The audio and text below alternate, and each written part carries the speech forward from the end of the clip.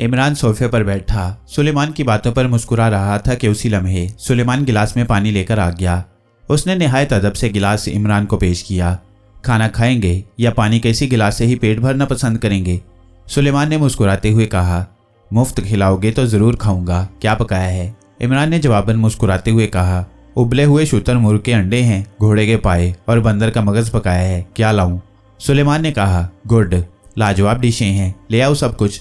इमरान ने कहा तो सुलेमान मुस्कुराता हुआ कमरे से निकल गया।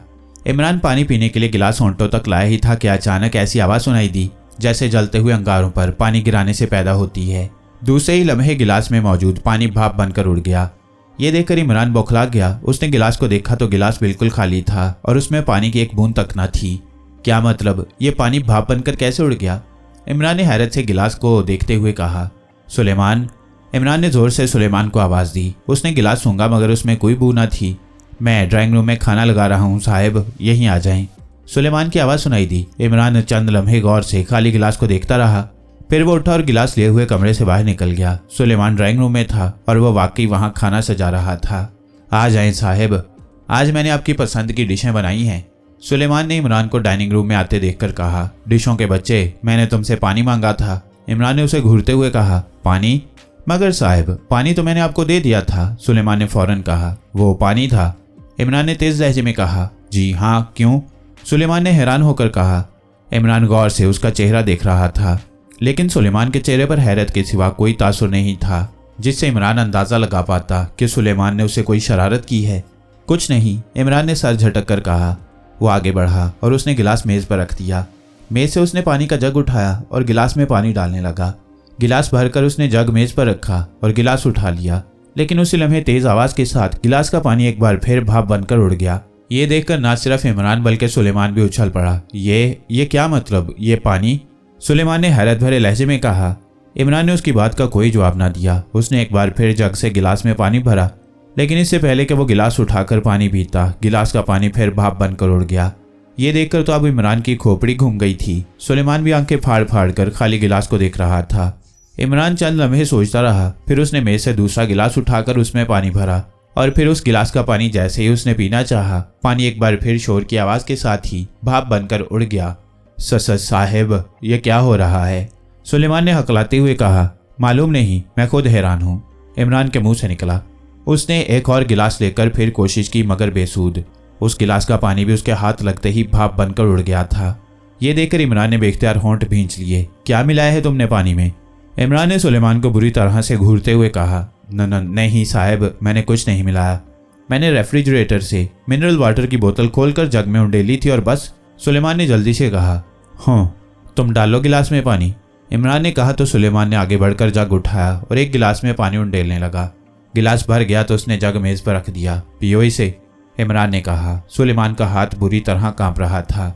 उसे डर था कि उसके गिलास का पानी भी भाप बनकर उड़ जाएगा। उसने गिलास होंठों से लगाया और पानी का एक घूंट भरा, लेकिन इस बार ना कोई आवाज़ सुनाई दी और ना ही पानी भाप बनकर उड़ा था। सुलेमान ने घटाघट पानी पीकर गिलास खाली कर दिया। हैरत है, पानी को मुझसे ही दुश्मनी हो गई है। मेरे हाथ में आता है तो भाप बनकर उड़ जाता है, और तुम? इमरान ने होंठ चबाते हुए कहा। उसके चेहरे पर वाकई कदरे परेशानी के तासुरात नुमायां हो गए थे।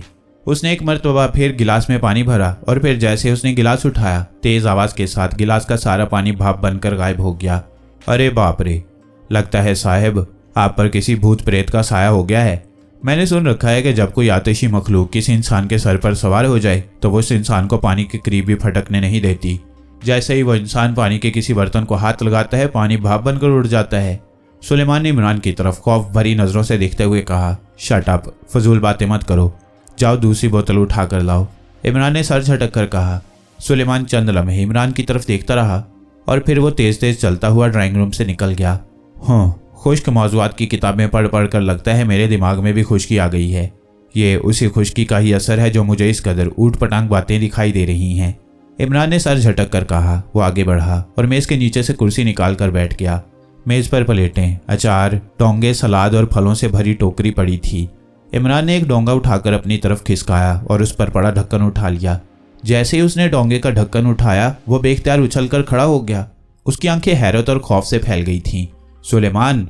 इमरान हलक फाड़कर इस जोर से चीखा कि डाइनिंग रूम उसकी आवाज़ से बुरी तरह से गूंज उठा। जी साहब। इमरान की आवाज़ सुनकर सुलेमान भागता हुआ कमरे में आया। उसके हाथ में पानी की बोतल थी। इधर आओ।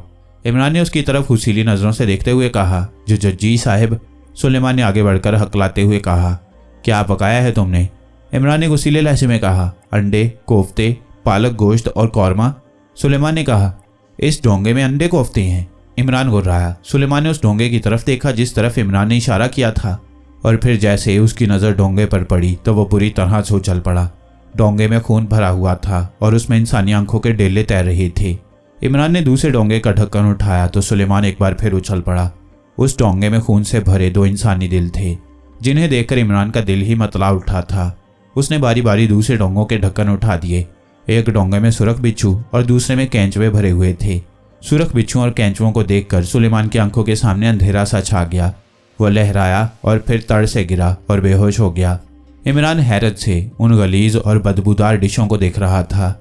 उसे यूं लग रहा था जैसे वो वाकई नींद में हो और नींद के आलम में कोई भयानक ख्वाब देख रहा हो। उसी लम्हे शाय की तेज आवाज़ सुनाई दी। इमरान के सामने मेज़ की दूसरी तरफ मौजूद कुर्सी पर रोशनी सी चमकी और दूसरे ही लम्हे वहाँ एक साया सा नमूदार हो गया। उस साय को देखकर इमरान चौंक पड़ा। ठीक उसी लम्हे एक झमाका सा हुआ और साय की जगह एक स्याह फाम और अफ्रीकी नकूश वाली एक लड़की नमूदार हो गई। उस लड़की को देखकर इमरान इस बुरी तरह से उछला जैसे उसके कदमों में कोई खौफनाक बम फट पड़ा हो। वो गिरते गिरते बमुश्किल संभला था। तुम? इमरान के मुंह से निकला। उसके लहजे में हैरत की शिद्दत के साथ साथ कदरे खौफ का तासुर भी मौजूद था, जैसे वो उस स्याफाम लड़की को इस तरह वहां नमूदार होते देखकर बौखला गया हो। Joseph, my son Joseph. Joseph के कानों में एक शीरी और इंतहाई मुशफ़िकाना आवाज़ पड़ रही थी और जोसेफ बिस्तर पर किसमिसा रहा था। वो अपने बेडरूम में बिस्तर पर पड़ा गहरी नींद सो रहा था। नींद के आलम में ही उसे यूं महसूस हो रहा था जैसे कोई निहायत मोहब्बत भरे अंदाज में उसका नाम लेकर उसे पुकार रहा हो। आंखें खोलो माय सन, मैं फादर जोशुआ तुमसे मिलने आया हूँ। माय सन उठो। वही आवाज़ जोसेफ को फिर सुनाई दी और जोसेफ ने इस बार फादर जोशुआ का नाम सुनकर फौरन आंखें खोल दी। उसके कमरे में अंधेरा था। सोने से कबल वो चूंकि तमाम लाइट्स ऑफ कर देता था, इसलिए उसके कमरे में घुप अंधेरा रहता था। वो बिस्तर पर पड़ा आंखें फाड़ फाड़ कर अंधेरे में देखने की कोशिश कर रहा था, मगर घुप अंधेरे में भला उसे क्या नजर आ सकता था? Father Joshua. ओह, मैंने ख्वाब में फादर जोशुआ की आवाज़ सुनी थी। वह मुझे पुकार रहा था। जोसेफ ने खुद कलामी करते हुए कहा। Joseph my son. अचानक जोसेफ को हवा में लहराती हुई वही आवाज़ सुनाई दी जो उसने ख्वाब के आलम में सुनी थी। उस आवाज़ को सुनकर जोसेफ एक झटके से उठकर बैठ गया। उसके चेहरे पर यकलख्त सरासीमगी फैल गई थी। Father Joshua. जोसेफ के मुंह से निकला। हाँ माय सन, मैं फादर जोशुआ हूँ। मैं तुमसे मिलने आया हूँ माय सन, अंधेरे में लहराती हुई आवाज़ ने कहा। तो जोसेफ बौखलाकर तेजी से बिस्तर से नीचे उतर गया। उसके चेहरे पर जलजले के से आसार पैदा हो गए थे। फादर जोशुआ, क्या ये सचमुच तुम्हारी आवाज़ है या फिर मैं कोई ख्वाब देख रहा हूँ? जोसेफ ने लरसते हुए लहजे में कहा। नहीं माय सन, तुम ख्वाब की नहीं हकीकत की दुनिया में हो और मैं हकीकत में तुम्हारे पास हूँ। फादर जोशुआ की आवाज़ सुनाई दी और जोसेफ फौरन घुटनों के बल नीचे बैठ गया। उसने दोनों हाथों की उंगलियां आपस में मिलाकर हाथ जोड़ लिए और अफ्रीकियों के मखसूस अंदाज में अपना सर झुका लिया। अजीम फादर जोशुआ, तुम यहाँ? मेरी समझ में नहीं आ रहा कि मैं तुम्हारी कैसे इज्जत अफजाई करूँ। जोसेफ ने उसी तरह लरसते हुए लहजे में कहा। उसने जुड़े हुए हाथ अपनी पेशानी पर रख लिए थे और उसका जिस्म फरते मुसर्रत से यूं कांप रहा था जैसे उसे शदीद सर्दी लग रही हो। तुम्हारी यही तकरीम मेरी इज्जत अफजाई है माय सन। उठो, उठकर खड़े हो जाओ माय सन, फादर जोशुआ ने हलावत भरे लहजे में कहा। जोसेफ उठा और सर झुकाकर खड़ा हो गया। हुक्म करो अजीम फादर, तुम्हारे ये बेटा तुम्हारी क्या खिदमत बजा ला सकता है? जोसेफ ने उसी अंदाज में कहा। मैं तुम्हें एक बड़े खतरे से आगाह करने आया हूँ माय सन, फादर जोशुआ ने कहा। खतरे से? कैसा खतरा फादर जोशुआ? जोसेफ ने चौंक कर पूछा। शैतानी ताकत शंकारा आज़ाद हो गई है माय सन, फादर जोशुआ की आवाज़ सुनाई दी। ये सुनकर जोसेफ बुरी तरह से उछल पड़ा। शंकारा आज़ाद हो गई है? ये तुम क्या कह रहे हो फादर जोशुआ? मैंने तुम्हारे कहने पर ही तो उसे चांदी की बोतल में कैद किया था। और जोसेफ ने कदरे घबराए हुए लहजे में कहा। हाँ माय सन, तुमने शंकारा को मेरे कहने पर ठीक उसी तरह कैद किया था जिसकी मैंने तुम्हें हदायत दी थी, मगर तुमसे एक भूल हो गई थी। उसी भूल की वजह से शंकारा को बोतल से रिहाई मिल गई है और अब वो एक बार फिर आज़ाद है। फादर जोशुआ ने कहा तो जोसेफ का मुंह हैरत से खुल गया। उसकी आंखों में बेचैनी के साथ साथ कदरे खौफ के आसार भी उभर आए थे। भूल? कैसी भूल फादर? मैंने हर तरह से आपकी हदायत पर अमल किया था। मुझे याद है कि किसी भी मरहले में मुझसे कोई कोताही सरजद नहीं हुई थी। फिर मुझसे कैसे भूल हो सकती है? जोसेफ ने परेशानी के आलम में कहा। तुमने शंकारा को जिस चांदी की बोतल में कैद किया था वो बोतल खालिश चांदी की नहीं थी माय सन। फादर जोशुआ ने कहा तो जोसेफ एक बार फिर उछल पड़ा। ये तुम क्या कह रहे हो फादर जोशुआ?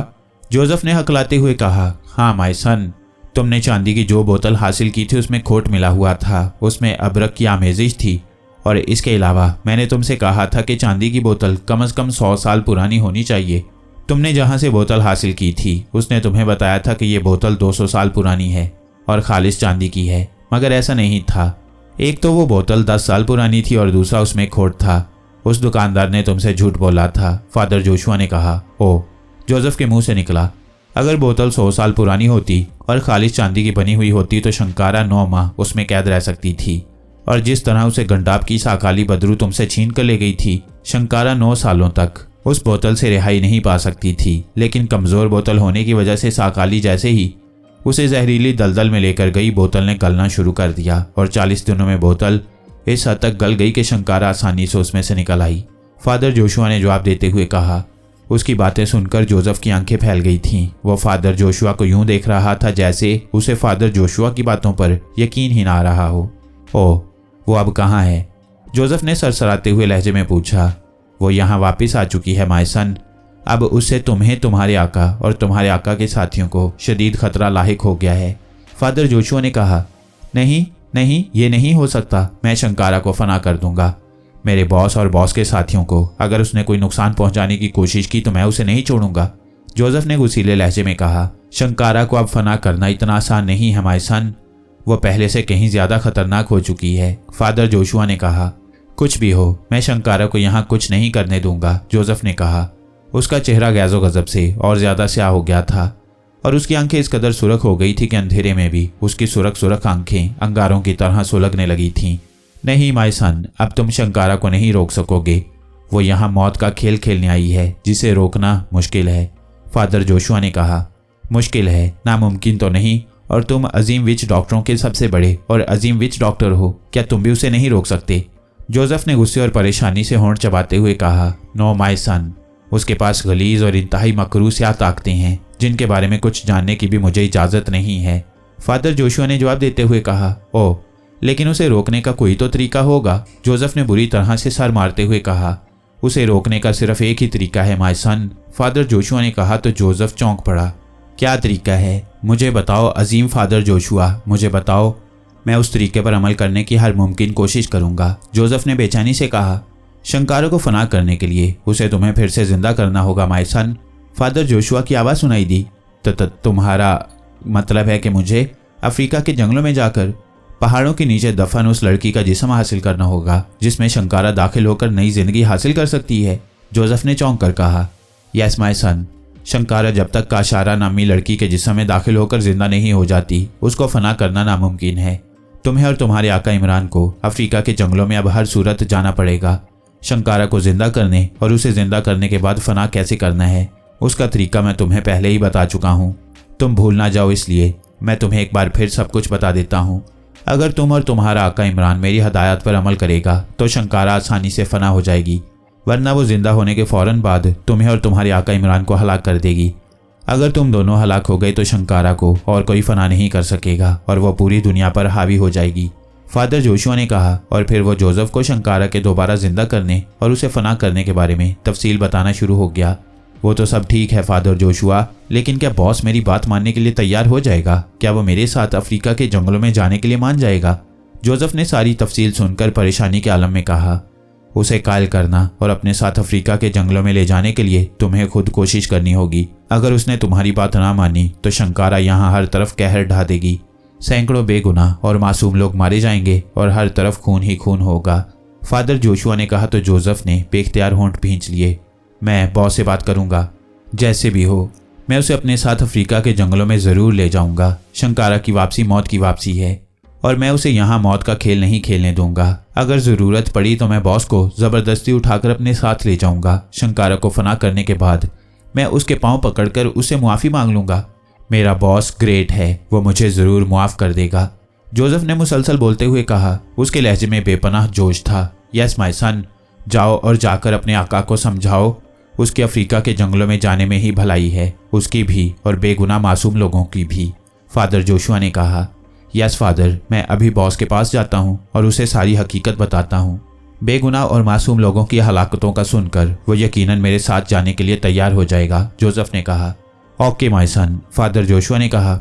फादर, क्या तुम मुझे बता सकते हो कि शंकारा अब कहाँ है और क्या कर रही है, जोसेफ ने पूछा। नो माय सन, शंकारा जिन गलीज और गंदी स्या ताकतों के साथ वापस आई है, मुझे उसे देखने और उसके बारे में जानने की भी इजाज़त नहीं है, लेकिन इतना ज़रूर है कि वो बहुत जल्द तुम्हारे सामने आएगी। उससे तुम अगर अपने आका के साथियों और अपनी जान बचाना चाहते हो तो तुम्हें इसके लिए दोबारा शंकारा को मकाशो बनाना पड़ेगा। मकाशो बनकर ही तुम शंकारा की नफरत की आग को सर्द कर सकते हो, वरना वो सब कुछ जलाकर भस्म कर देगी, फादर जोशुआ ने कहा। मकाशो? जोसेफ के मुंह से निकला। हाँ, अफ्रीका के जंगलों का प्रिंस मकाशो। तुम्हें शंकारा के लिए प्रिंस मकाशो बनना होगा, प्रिंस मकाशो, फादर जोशुआ ने कहा। ठीक है अजीम father Joshua. Joseph the great अपने आका और बेगुनाह लोगों की जिंदगियां बचाने के लिए प्रिंस मकाशो तो क्या कुछ भी बन सकता है। मैं तुम्हारा एहसानमंद हूँ अजीम फादर, जो तुमने मुझे ये सब कुछ बता दिया, वरना अनजाने में शायद मैं भी शंकारा से मार खा जाता। जोसेफ ने दोबारा हाथ जोड़कर माथे पर रखते हुए कहा और सर झुकाते हुए कहा, तुम अफ्रीका के प्रिंस हो माय सन। तुम्हें हर खतरे से आगाह करना और उस खतरे का मुकाबला करने के बारे में बताना मेरा फर्ज है। जाओ माय सन, अपने आका के पास जाओ, उसे हकीकत बताकर जल्द से जल्द अफ्रीका के जंगलों की तरफ रवाना हो जाओ। फादर जोशुआ की आवाज़ सुनाई दी और फिर अचानक तेज जन्नाटेदार आवाज़ सुनाई दी और जोसेफ को यूं महसूस हुआ जैसे हवा का तेज झोंका उसे टकराकर गुजर गया हो। ये फादर जोशुआ के वहां से जाने का इशारा था जिसे जोसेफ बखूबी पहचानता था। शंकारा, तुम अपने मकसद में कभी कामयाब नहीं हो सकोगी। जोसेफ मकाशो के रूप में मौत बनकर तुम पर झपट पड़ेगा और तुम्हारा इस कदर भयानक हशर करेगा जिसका तुम तसव्वुर भी नहीं कर सकती। जोसेफ ने हलक के बल गुर्राते हुए कहा। वो तेजी से एक दीवार की तरफ बढ़ा जहां लाइट्स ऑन करने के बटन और स्विच लगे हुए थे, लेकिन इससे पहले कि वो दीवार के करीब पहुंचता, उसी लम्हे चिट चिट की आवाज़ों के साथ कमरे की लाइट्स खुद ब खुद ऑन होती चली गईं और कमरा तेज रोशनी से भर गया। साथ ही जोसेफ को अपने अकब में किसी नागिन की फुंकार सुनाई दी। वो तेजी से पलटा और फिर अपने सामने एक भयानक शक्ल वाली स्याफाम लड़की को देखकर बुरी तरह से उछल पड़ा। वो स्याफाम लड़की कोई और नहीं, वही शंकारा थी जिसे उसने चांदी की बोतल में कैद किया था। शंकारा का चेहरा पहले से कई गुना खौफनाक और इंतहाई भयानक नजर आ रहा था। उसकी आंखें इस कदर सुर्ख थी जैसे उनमें खून ही खून भरा हो। वो इंतहाई गजबनाक नजरों से जोसेफ को घूर रही थी। शंकारा को इस तरह अचानक अपने सामने देखकर जोसेफ जैसे इंसान को भी एक लम्हे के लिए अपनी सांसें सीने में अटकती हुई महसूस होने लगीं और वह बेख्तियार पीछे हटने पर मजबूर हो गया। जूलिया अभी नाश्ता करके फारिगी हुई थी कि अचानक कॉल बेल बज उठी तो वो बेख्तियार चौंक पड़ी। इतनी सुबह सुबह कौन आ गया, उसके मुंह से निकला। फिर वो नैपकिन से हाथ साफ करती हुई बैरूनी दरवाजे की तरफ बढ़ती चली गई। कौन है? जूलिया ने दरवाजे के करीब जाकर ऊंची आवाज में पूछा। मैं हूँ मिस जूलिया, सफ्तर। बाहर से सफ्तर की आवाज़ सुनाई दी। ओह सफ्तर तुम? जूलिया ने इत्मीनान का सांस लेते हुए कहा और साथ ही उसने लॉक खोलकर दरवाज़ा खोल दिया। बाहर वाकई सफ्तर था। खैरियत, आज सुबह सुबह तुम यहाँ कैसे आ निकले? सलाम दुआ के बाद जूलिया ने मुस्कुराते हुए कहा। उसने सफ्तर को अंदर आने के लिए रास्ता दे दिया था। आप शायद मुझसे मजाक कर रही हैं, सफ्तर ने मुस्कुराते हुए कहा। मजाक? क्या मतलब? इसमें मजाक वाली कौन सी बात हुई है? जूलिया ने दरवाज़ा बंद करके उसकी तरफ मुड़ते हुए हैरत भरे लहजे में कहा। आपने खुद ही तो फ़ोन करके मुझे बुलाया है, सफ्तर ने कहा। मैंने बुलाया है? ये तुम क्या कह रही हो? मैंने तुम्हें कब फ़ोन किया था? जूलिया ने हैरान होते हुए कहा। ओह, क्या वाकई आपने मुझे फ़ोन नहीं किया था? इस बार सफ्तर ने भी हैरान होते हुए कहा।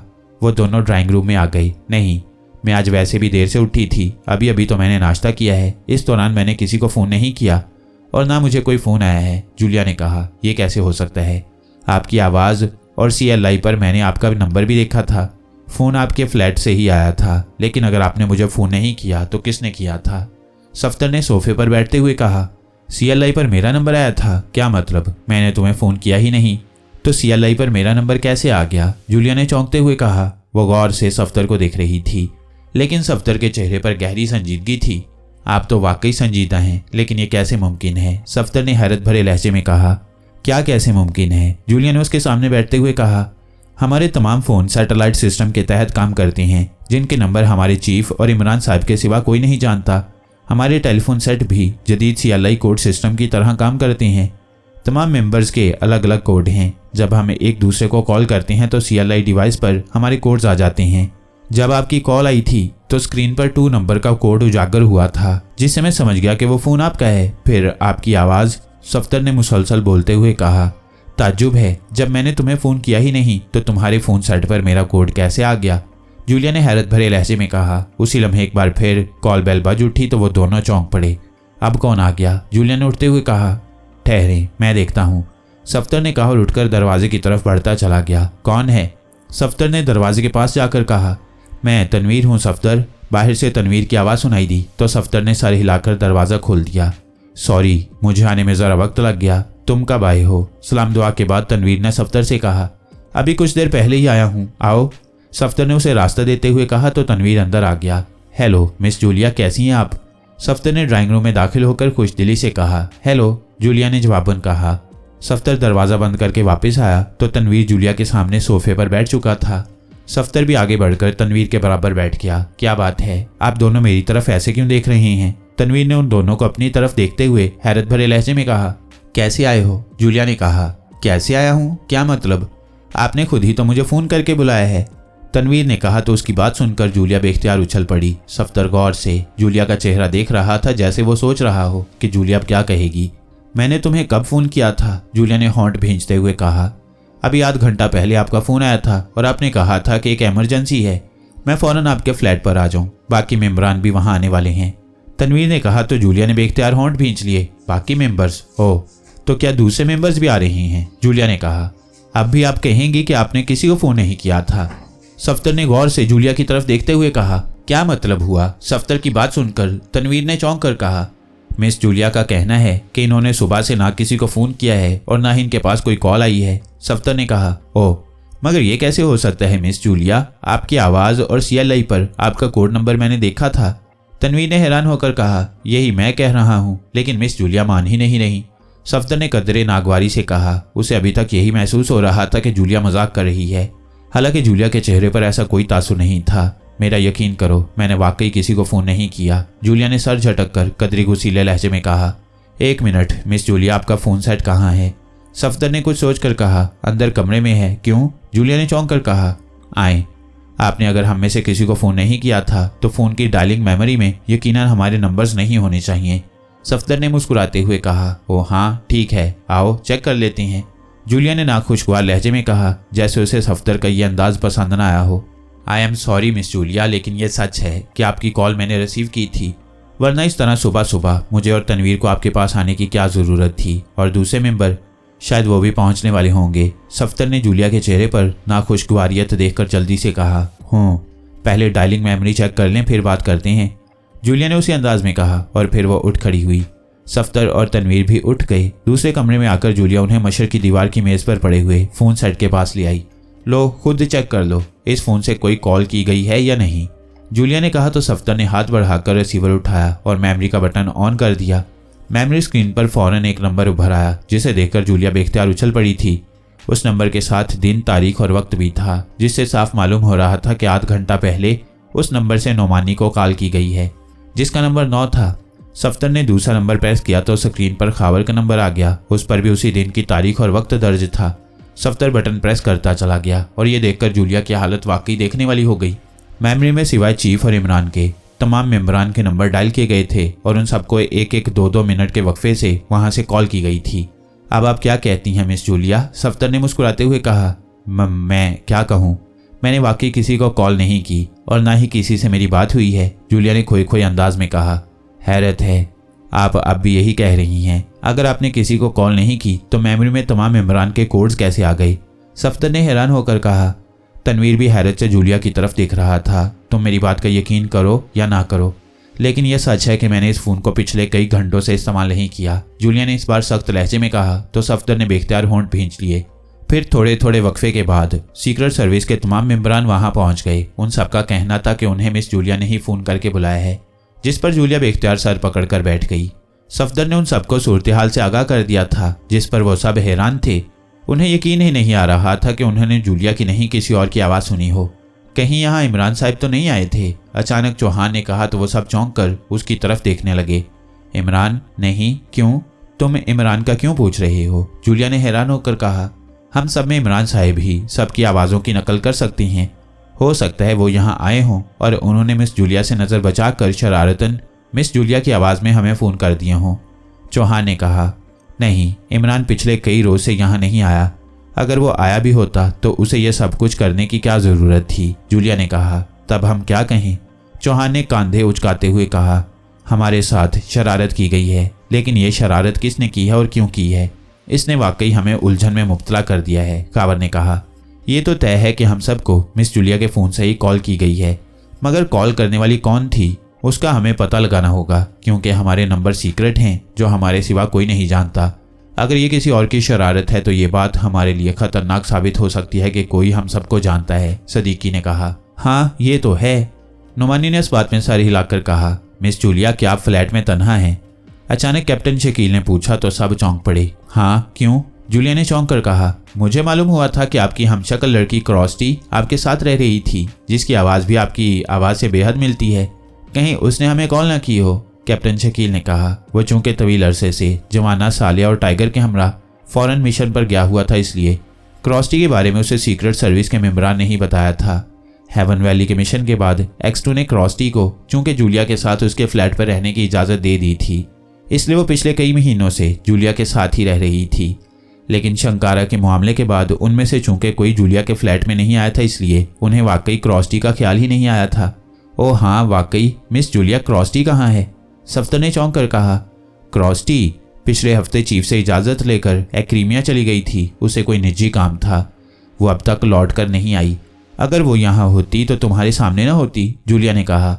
लेकिन इसके बावजूद मुझे एहसास हो रहा है जैसे हमारे अलावा भी यहाँ कोई और मौजूद है, कैप्टन शकील ने कहा। क्या मतलब? हमारे अलावा यहाँ और कौन हो सकता है? जूलिया ने चौंक कर कहा। दूसरे मेंबर भी हैरानी से कैप्टन शकील की तरफ देख रहे थे, क्योंकि उनमें से किसी को वहाँ किसी और की मौजूदगी का एहसास तक नहीं हो रहा था। मुझे ऐसा लग रहा है जैसे कोई खुफिया आंखें हमें देख रही हों, कैप्टन शकील ने उसी अंदाज में कहा। खुफिया आंखें? उन सब के मुंह से निकला। हाँ, कैप्टन शकील ने कहा। यह कैसे हो सकता है? अगर यहाँ कोई और होता तो मुझे उसकी मौजूदगी का एहसास ना होता। मैं पिछले कई दिनों से फ्लैट में ही हूँ, ना यहाँ कोई आया ना गया। फिर? जूलिया ने झल्लाए हुए अंदाज में कहा। मेरा ख्याल है हमें एक नज़र फ्लैट में डाल लेनी चाहिए। अगर वाकई हमारे अलावा कोई और यहाँ मौजूद है तो वो हमारी नज़रों से छुप ना सकेगा, तनवीर ने फौरन कहा। उसी लम्हे उन्हें तेज़ फुंकार की आवाज़ सुनाई दी तो वो सब एक झटके से उठ खड़े हुए। ओह, ये आवाज़? सफ्तर ने तेज़ लहजे में कहा। तुम्हें कहीं जाने की ज़रूरत नहीं है, मैं तुम्हारे सामने ही मौजूद हूँ। अचानक उन्हें एक फुंकारती हुई आवाज़ सुनाई दी तो वो बेख्तियार उछल पड़े। आवाज़ किसी औरत की थी, लेकिन वो औरत उन्हें दिखाई नहीं दे रही थी। यूं लग रहा था जैसे आवाज़ हवा के दोष पर तैरती हुई उन्हें सुनाई दे रही हो। कौन हो तुम? जूलिया ने चारों तरफ देखते हुए कहा। वो सभी चौंक कर चारों तरफ देख रहे थे, लेकिन उन्हें वहाँ कोई दिखाई नहीं दे रहा था। साकाली, मैं साकाली हूँ, आवाज़ फिर सुनाई दी। साकाली? कौन साकाली? सफ्तर ने तेज़ लहजे में कहा। उसने तेज़ी से जेब से मशीन पिस्टल निकाल लिया था। ये देखकर दूसरे मेम्बरान ने भी पिस्टल निकाल लिए। मैं गंडाब की बदरू हूँ, मुझे यहाँ शंकारा ने भेजा है, लहराती हुई आवाज़ ने कहा, और शंकारा का नाम सुनकर वो एक बार फिर उछल पड़े। अलबत्ता कैप्टन शकील हैरानी से उन सबको देख रहा था। वो चूंकि शंकारा के मामले में भी उनके साथ नहीं था, इसलिए वो शंकारा के बारे में भी कुछ नहीं जानता था। शंकारा? तुम शंकारा की साथी हो? जूलिया के मुंह से निकला। हाँ, साकाली ने कहा। ओह, मगर तुम यहाँ क्यों आई हो? शंकारा तो, जूलिया ने होंठ चबाते हुए कहा। शंकारा आज़ाद हो चुकी है, मुझे उसी ने यहाँ भेजा है। मैंने ही तुम्हारे फ़ोन से तुम्हारे साथियों को कॉल करके यहाँ बुलाया है, साकाली की आवाज़ सुनाई दी।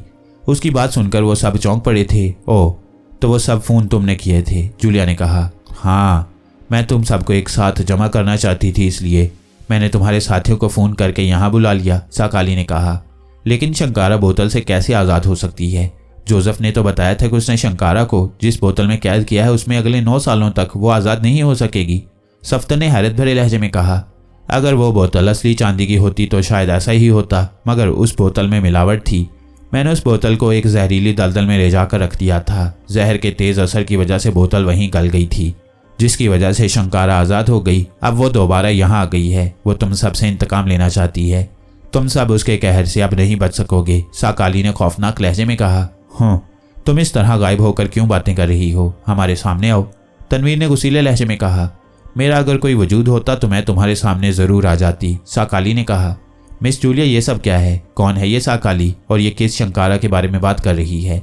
कैप्टन शकील ने कहा, जो खामोशी और हैरानी से उनकी बातें सुन रहा था। तो जूलिया ने उसे मुख्तसर तौर पर शंकारा के बारे में बता दिया, जिसे सुनकर कैप्टन शकील हैरतज़दा रह गया था। अब तुम यहाँ क्यों आई हो? क्या ये बताने के लिए कि शंकारा बोतल से आज़ाद हो चुकी है? जूलिया ने साकाली से मुखातिब होकर पूछा। मैं तुम सबको यहाँ से लेने के लिए आई हूँ, साकाली ने कहा। लेने के लिए? क्या मतलब? सबने चौंक कर कहा।